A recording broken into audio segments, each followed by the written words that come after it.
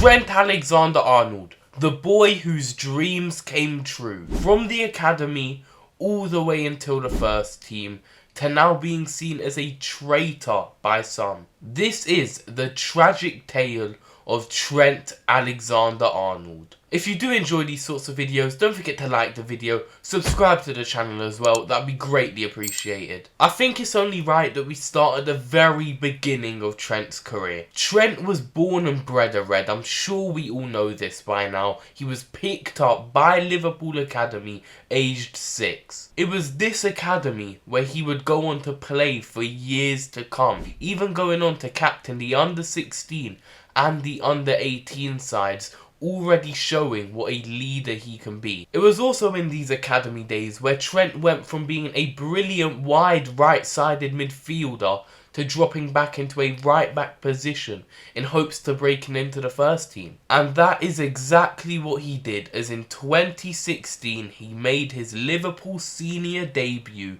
in the Carabao Cup against Tottenham. It was not too long after this Trent was thrown right into the deep end, given his first Premier League start against Manchester United. This is already a huge game, a huge derby for any Liverpool player.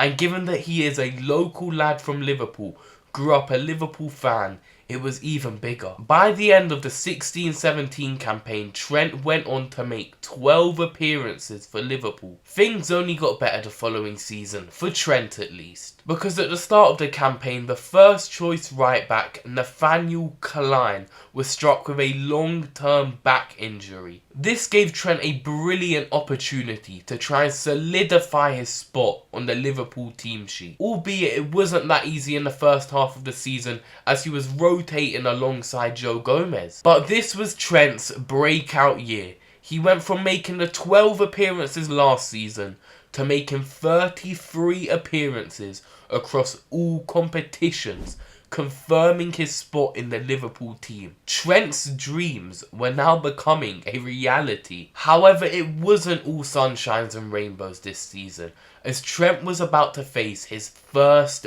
big challenge. That, of course, being the Champions League final 2018 against Real Madrid. In this game, he would have to come up against Cristiano Ronaldo, arguably one of the best footballers of all time. And I'm sure we're all aware of how that game did pan out. The less I say, the better. But despite the Champions League final loss, something big was about to happen for Trent. He was called up to the England squad for the 2018 Russia World Cup. Although he did only feature in one game in the group stage, there is no denying that Trent learnt a lot from this camp, being around experienced players like Harry Kane, Jordan Henderson and Gary Cahill. The season following this World Cup, Trent was only getting better, now being the most valuable fullback in world football at 110 million euros. Liverpool as a club as well were only getting stronger under Klopp,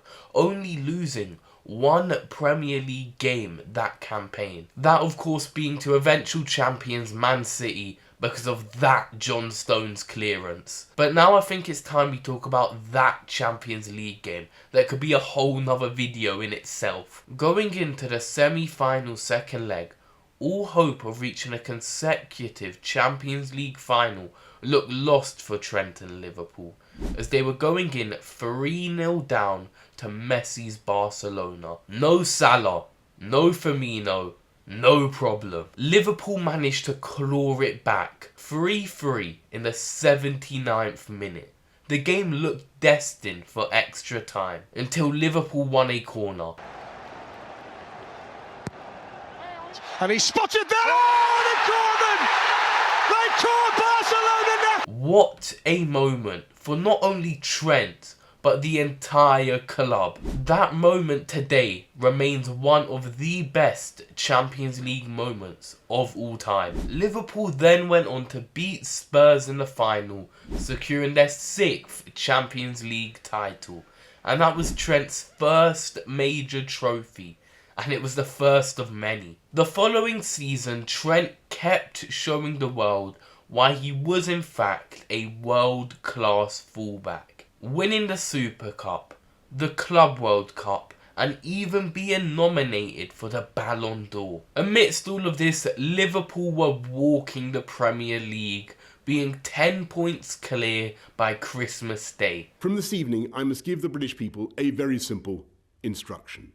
You must stay at home. That shut down football for quite some time. But then after the return, Liverpool kept pushing and they managed to secure the league. Trent had just helped his boyhood team secure their first league title in 30 years while featuring in all 38 games. Beyond this, Liverpool kept maintaining a steady ship for years to come, with Trent being the star right back. Despite not winning anything in the 2021 season, the following season, Liverpool were on a quadruple charge. They had already secured the FA Cup and the Carabao Cup, both at the expense of Chelsea. However, in the Premier League, they once again fell short to Man City by only 1 point. But alongside this, Trent had just reached his third Champions League final in his career. Once again up against Real Madrid, but this time they had a keeper that wasn't concussed. They still managed to fall short to Madrid yet again, thanks to a Vinicius Jr. goal. 22-23.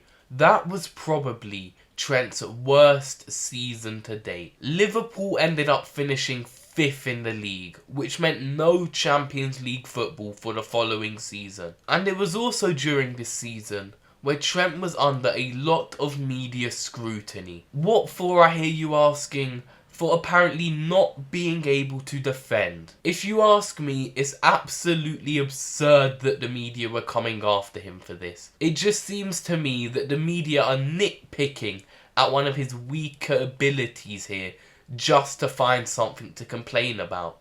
This summer window was a huge one for Liverpool. Senior players like Jordan Henderson and James Milner both left the club, with the midfield being completely revamped. This now left Trent as one of the senior members in the dressing room. He was now appointed vice-captain of his boyhood club. This season, Liverpool bounced back. They managed to finish 3rd in the Premier League and won another Carabao Cup. However, this was the year that Jurgen Klopp announced he was leaving. Trent was undoubtedly filled with emotions over this news. The manager that gave him his chance in the first team was now leaving. For the first time in his career, he would be playing under a new manager. In come Arne Slot.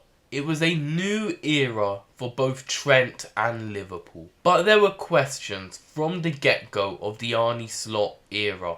Trent Alexander-Arnold, Mo Salah and Virgil van Dijk, all of their contracts were expiring at the end of the season. Now this is where things start to take a turn for the worse. This season, Liverpool have done exceptionally under a new manager, essentially already winning the Premier League. But the Scouser in their team is yet to sign a new contract at the club, and there have been rumours swirling for over a year about a potential move to the Bernabeu. And now it is all but confirmed that Trent Alexander-Arnold will leave Liverpool.